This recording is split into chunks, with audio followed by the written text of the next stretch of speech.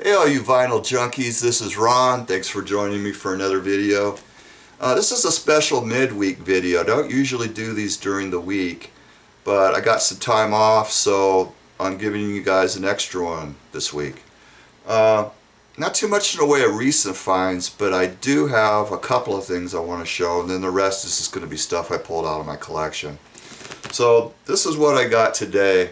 I showed this before. It's a Beatles Yesterday and Today fantasy butcher cover, and they sold this sealed with a junk album on the inside of it, so I thought it would be cool to get an original record to put in it. So I got one of those today, and this thing is in fantastic near mint condition. I mean, I looked at it under a bright light. I couldn't see any marks on it at all. So, and I got it at a real cool price, so I'm real happy about that. And this is what was inside of it. It's some Mexican album, might be mariachi music or something like that. But yeah, really cool. I'm glad I put those together. This is the other one I got. It's Sky. And you might recognize that guy right there in the center there. That's the front man for the Knack. And this album actually came out in 1970. And Doug Fieger, he plays bass. And he does some of the vocals too. I'm not sure. I only listened to this one time, so I'm not sure if he does any lead vocals. But I could definitely hear him on the background harmony vocals. Pretty good album. It's a little spotty, but you know, it's really cool if you spot it. Pick it up, you know, just for the fact that Fieger's in it. So it's pretty cool. This is Epitaph for a Legend, and this came out in 1980, and it's a collection of Texas bands on the International Artists label. And a lot of people might have thought this was just some sort, you know, because there's really no description on the outer cover of what's inside, and a lot of people might have just been thinking it was just a compilation of stuff that's already been released. Wrong. This is like demos, outtakes, rarities. It's got both sides of the Spade single, the band that Rocky Erickson was in before the 13th Floor Elevators. It's got the very first, earliest version of You're Gonna Miss Me by the Spades. And the flip side is We Sell Soul, which the Elevators never did. It's got some really cool red Crayola acoustic, I don't know if it's rehearsals or demos or what, but really cool acoustic red Crayola stuff on here. I actually kind of like it better than the stuff that's on their album.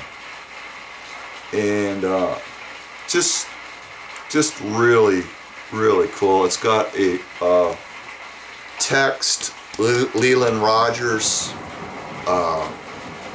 interview on the inner cover, and there's the label. And according to Acid Archives, this is a limited edition of 5,000 copies. I got this sealed about 25 years ago, and I still remember the price, 40 bucks. So double that now. Even for an open one, it would be about 75, 80 bucks. So really cool. Search it out. I'm going to show some Elevators albums. This is Fire in My Bones. And it came out in '85. I bought this brand new when it first came out. It's pretty interesting. There's no barcode on the back of it. And it's got the audio track of a Texas TV show, Something Else. That's the Elevators live in the TV studio. And the other side is alternate takes, and it has Fire in My Bones, which is a previously unreleased tune. Really cool album. There was a follow-up to this on the same label, which is Texas Archive Recordings, and that's Elevator Tracks. And I don't have that one, but that one's definitely on my list. I do have a cassette recording of it though. This is a French bootleg, and somewhere along the line I got this information about the recording that's on here. It's live at the Avalon Ballroom in San Francisco, September 30th, 1966. And on the bill with the Elevators was Quicksilver Messenger Service. And this is the set list on the back. And you'll notice they do the Word by the Beatles that was on Rubber Soul. So that's really cool. And this is another bootleg, and this is on 13th Hour Records, and it's a 1988 issue, and I've had this since it was new. And there's the back.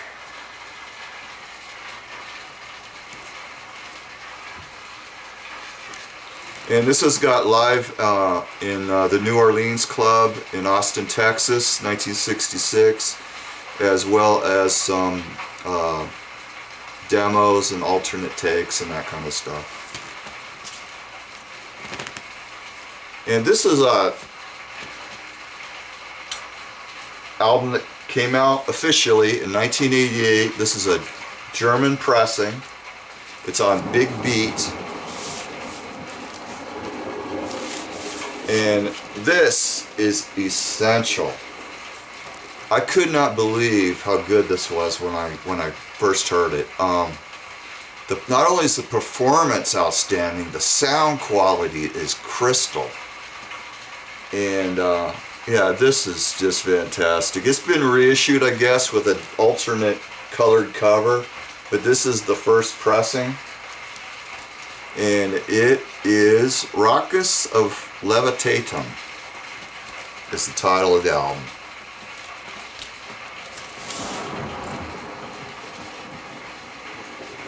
Oh, I take that back. That is on the cover, but the name of the album, according to the label, is I've Seen Your Face Before.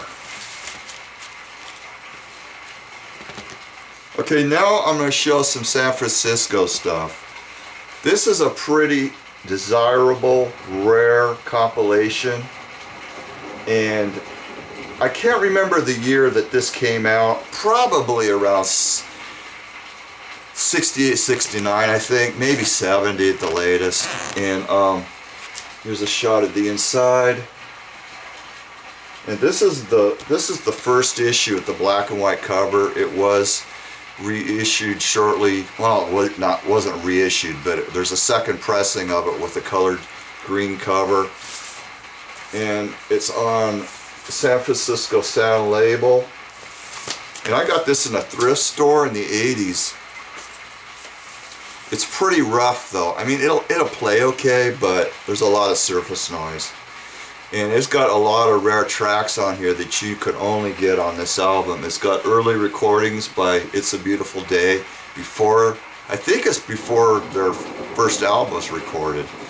So it's got Tripsichord Music Box, Indian Pudding and Pipe, just really cool tracks on this.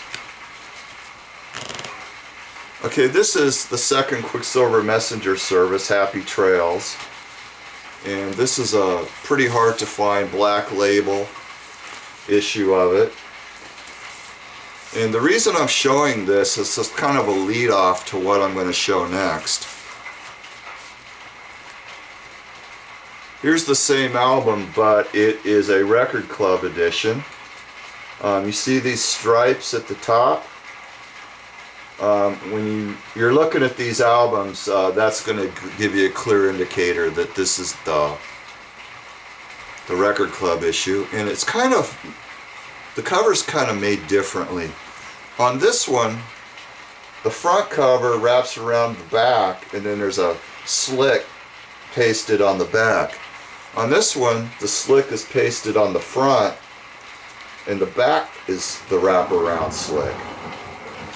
Another interesting thing that I noticed about this is on the regular version, it says on the cover and on the label, it says manufactured by Capitol Records. Well, on the Record Club edition, it actually says manufactured under license by Capitol on the label and on the cover. So some other pressing plant other than Capitol made these, which I thought was kind of weird because a lot of times Capitol handled the Record Club editions for other labels like Don Hill and GP Crescendo, two that I can think of offhand. But it's really weird that they wouldn't make their own Record Club. Maybe they were busy, making something else, but kind of interesting. Okay, now I'm going to show some San Francisco albums. This is The Great Society with Grace Slick, and this was her band before she was in the Jefferson Airplane. It was recorded in '66, and it's live at the Matrix Club in San Francisco. It's on the 360 Sound label. And if I remember right, Marty Balin owned that club, the Matrix, or he was part owner in it anyway. And so this is a really cool one to have. And then they actually released a follow-up to that, I think in '69, and that's this one. And this is previously unreleased studio tracks, and it's also on the 360 label. And this was also repackaged later on as a double album, but these are the original individual LPs. And then there was one other follow-up, I think it came out about '71, and that's this one. And it's basically stuff that's already been issued off of these albums and then compiled onto here. And it's really cool for the photos of the Great Society anyway. And there's that. And Darby Slick was in this band, who was actually Grace Slick's brother-in-law. And he was the one that actually wrote Somebody to Love. It wasn't Grace Slick. This is a promotional sampler that was released in the late 80s, I think '87. And it's from 2400 Fulton Street, the Best of the Jefferson Airplane double album that came out. And I've had this thing a long time. And it is on white wax. And the cool thing about this is it has the Levi's commercials that the Jefferson Airplane did in the '60s. And there's 1 minute and 45 seconds worth of Levi commercials on here. I can't remember how many are on here, but there's several. So that is really cool to have those on vinyl, because when you bought the vinyl version of this album, you didn't get the commercials. The only way you could get the commercials is if you bought the CDs. So to have the commercials on vinyl, that's really cool.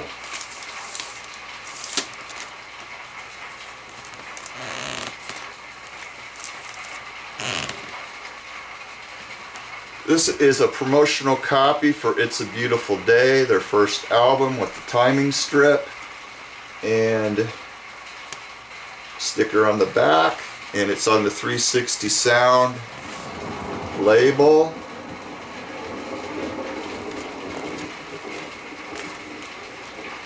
And here's another version of that album. It came out in 1981, and this is a half-speed master high quality vinyl version of it, numbered edition. I got 20,136, and there's a label. This is not the original inner sleeve. I put that in there. That's an old sleeve that I stuck in there.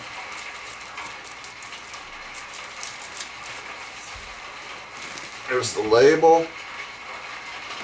And some of these, did I get that? Let me run that. Maybe I might not have got that. There we go. Some of these I don't think are half-speed mastered. This one is. There is a postcard on the inside.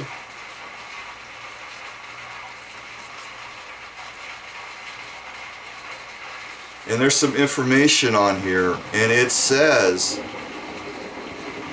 that this was pressed in '81 along with their second album, Marrying Maiden. And it says that there was an agreement made that prohibits the manufacture of these albums after 1981. And so far, that seems to be true. I've not seen any reissues beyond this out there. But I do remember seeing some CDs in the late 80s. They released some CDs of that album. So that's it's kind of true, but then it isn't. They didn't press records, but they did make some CDs. And those might be out of the UK, if I remember right. But it's interesting. I don't know what that agreement was or why it was made, but I think probably one day those are going to get reissued again. There's too much money to be made, but I don't know. And then so this is another postcard that I got, and it's from an antique watch dealer, and there's a poem on the front, and it is by Henry Van Dyke. I do not know when it was written. It may have been written a long time ago. And the poem is, "Time is too slow for those who wait, too swift for those who fear, too long for those who grieve, too short for those who rejoice. But for those who love, time is eternity." There's a track on this album, "Time Is." And those words are in that song. In fact, part of the words are inside of the cover. And on the writing credit, it just lists David LaFlame. It does not list Van Dyke. So, I don't know if there was ever a lawsuit, but interesting. Okay, now I got a few more here. I'm going to show some Pink Floyd bootlegs with Syd Barrett. And this was the first one that I had ever bought. I bought it in the mid-80s. It's dated 86. I think I bought it about 86 or 87. And it's mainly, it's kind of a mixture. It's mainly solo stuff, but there is some Pink Floyd tracks on here as well. And it's all like outtakes, Vegetable Man, Scream Last Scream, and that kind of stuff. And it says that the first copies were on colored vinyl. This one is not. It does have a pictured label.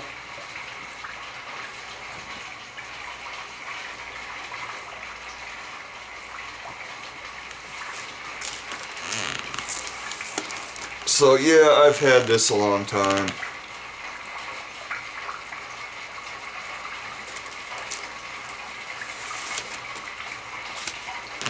This is the other one, Vegetable Man, and it's got solo stuff on here. There's a couple of interesting things on here that I'll talk about in a minute. Here's the label. It's on Bare Node, Roger Keith, and that's Roger Keith Barrett. And it has a Kevin Ayers track on here. I think it was a single, Singing a Song in the Morning. There it is right there. Syd does play on that recording. I think he played, it's either guitar, background vocals, or both, or something like that. But I do remember that that is legitimate. The other interesting one that's on here is What Is Shame, Mary Jane, the famous Beatles outtake recording that's appeared on loads of bootlegs. According to that, Syd is on that, but that's BS. I don't believe it. But here's a picture of him in the garden, his backyard, probably in '72. And the front was drawn by Robin Hitchcock, who started out in the Soft Boys and then went on to Robin Hitchcock and the Egyptians. I do not know, I think that's off of a single that he did for Vegetable Man. Maybe that's the artwork for the picture sleeve. If anybody knows, let me know, because I never really investigated that since I got the internet, so I don't know what that's from, but it's definitely his artwork. And this is a single that he did, and he did the artwork for the single. It's in the same style. And this single came out in 1981, and it's called "The Man Who Invented Himself." And there's a picture of Robin on the back. And this is a tribute to Syd Barrett. And that's why he's looking all Syd Barrett-like on the back. So this is a cool one to have.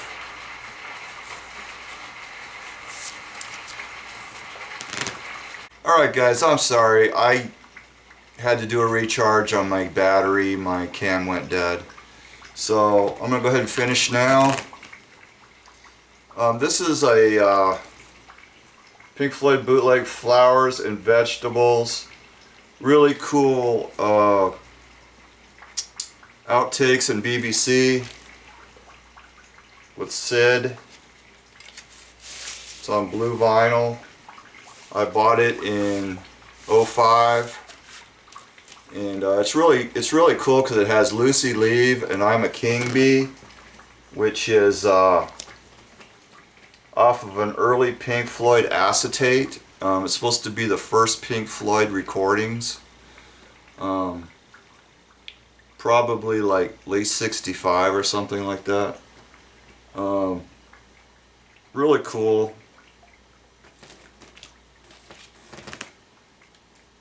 This is a nice one here. It's Projected Sounds. This is on bright green vinyl. Let me pull it out of the sleeve so you can get a better look at the color. It's just vivid green. Really cool. And I bought this in 2008. And I'll try and get, there's a lot of technical information on here about the song, so I'm going to try and scan that so you can get a, you can freeze frame it, whatever you need to do. Hopefully it'll come out.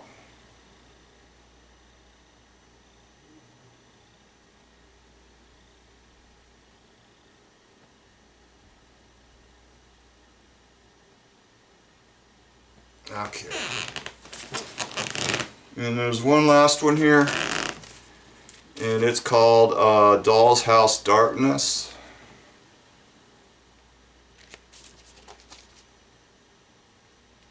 And I don't really remember when I bought this.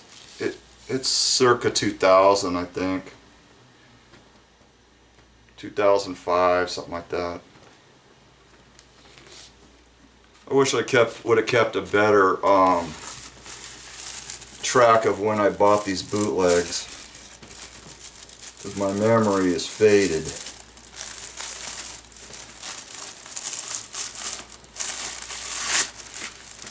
Okay, that does it for the vinyl. And one last task at hand, and that's a shout out for Deadwax66. And he's been making comments on my channel for the last 6 months, and you really need to check him out. He's just started making videos. If you like what I show, you're gonna love what he shows, because we kind of had the same kind of collections, you know, and he has a lot of things I don't have, and he's like me, you know. We both have the same taste, so check his channel out. That's Deadwax66, and I know he'd love to have you there and subscribe, and check him out, support him, and show him that you care. Later, guys.